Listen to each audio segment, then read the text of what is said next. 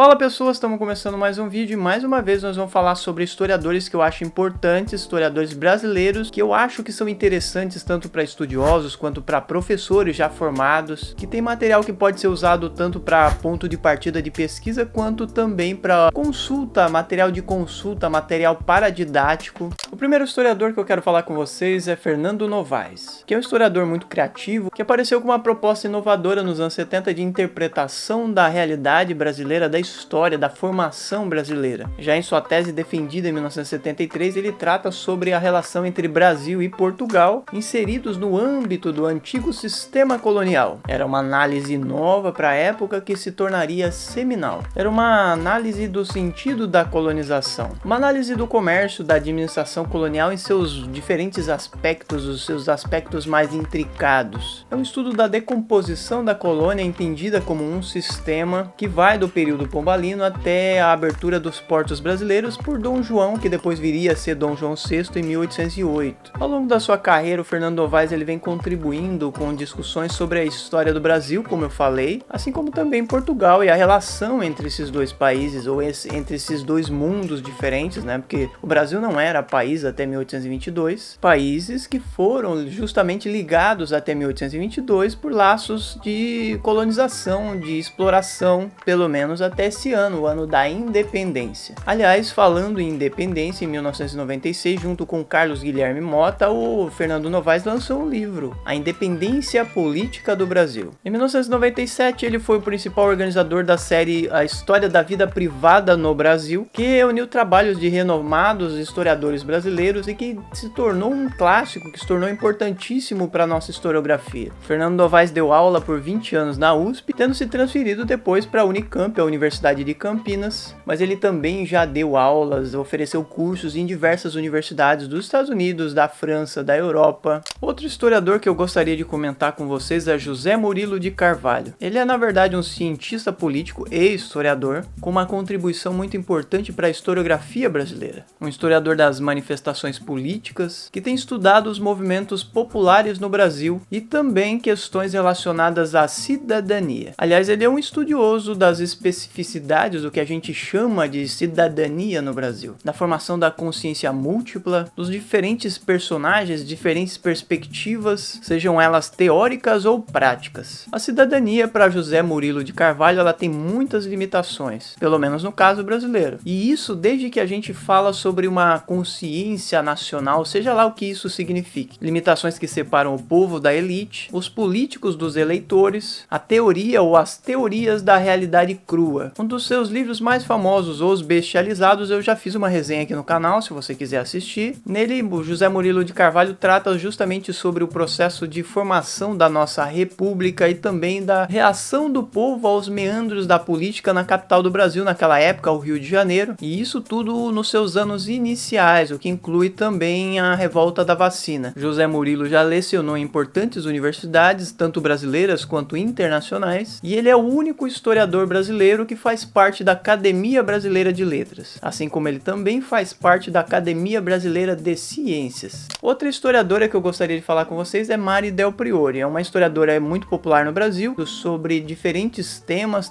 diversos, que incluem, por exemplo, o feminismo, a sexualidade, sobre questões culturais e populares. Ela se doutorou na USP, fez pós-doutorado na França, já foi professora de importantes universidades, incluindo a própria USP, e atualmente dá aulas de pós-graduação em História na Universidade Salgado de Oliveira, a Universo de Niterói, no Rio de Janeiro. Em sentido geral, ela estuda a história do Brasil em suas diferentes nuances, como eu já citei, tendo como marco principal o período colonial e o período imperial. Ela já lançou biografias históricas, como a Condessa de Barral, também sobre a Imperatriz Leopoldina, sobre Dom Pedro I e Domitila, sobre Dona Maria, chamada a Louca, e também sobre José Bonifácio. Enfim, ela tem escrito sobre temas múltiplos, diversos, que incluem a família, crianças, mulheres, que incluem a intimidade, o corpo, o amor, a sexualidade, o erotismo, sobrenatural, festas, que inclui as gentes do Brasil e que inclui também temas, por exemplo, como o rural e mesmo a guerra. Ela possui uma vasta produção e tem escrito, organizado ou colaborado em diferentes publicações, sempre inovando nos temas e nos questionamentos, como em seu livro A História do Brasil nas Duas Guerras Mundiais, que foi lançado em 2000 2019 em parceria com Carlos Darós. Além também de ter lançado materiais paradidáticos, como o livro Uma Breve História do Brasil, que aliás eu uso bastante quando eu dou aula no ensino fundamental e eu recomendo bastante também. Um livro que ela escreveu em parceria com Renato Venâncio. Outra historiadora que eu gostaria de falar com vocês é Marieta de Moraes Ferreira, que aliás é uma das importantíssimas historiadoras do nosso tempo e também administradora, como a gente já vai falar. Ela é uma historiadora do Brasil contemporâneo, especialmente do século XX, tendo pesquisas em campos como história do Rio de Janeiro, história oral, história do tempo presente, estudos sobre memória e sobre história política. Marieta publicou livros que se tornaram referências como A História como Ofício, o livro Rio de Janeiro, uma cidade na história e o fundamental Usos e Abusos da História Oral, que aliás está disponível no blog, se você quiser, eu vou deixar o link na descrição. Ela dedicou também tempo de estudo à Era Vargas, sobre o varguismo, o trabalhismo na Era Vargas, além dela estar ligada também a publicações sobre o tempo presente, como por exemplo biografias políticas, histórias sobre partidos políticos e a história política nacional de forma geral. E ela tem sido uma intelectual e articuladora cultural importante para a consolidação da história pública brasileira. E um outro papel importante que a gente tem que destacar de Marieta de Moraes Ferreira é justamente o surgimento da história oral no Brasil. Ela foi idealizadora e primeira presidente da Associação Brasileira de História Oral, assim como também ela presidiu a International Oral History Association. Um outro papel muito importante também foi exercido na criação do mestrado profissional em História, o Prof. História. Aliás, mais um dos temas sobre os quais nós já tratamos aqui no canal, um programa idealizado por Carlos Fico, que teve um diálogo muito profundo com diversos profissionais da história no Brasil e que teve em Marieta de Moraes Ferreira uma das suas principais organizadoras. E como eu já falei, além de historiadora, ela também é uma administradora. Já atuou como pesquisadora no CPDOC da Fundação Getúlio Vargas, da FGV, e atualmente é diretora executiva da editora da própria FGV. Nessa instituição, ela tem trabalhado na promoção de materiais didáticos, tem se dedicado a projetos de ensino e educação, o que se dá através, por exemplo, de cursos ofertados pela FGV, e se dá também através da edição de livros didáticos de história e na criação do mestrado profissional em bens culturais e projetos sociais da própria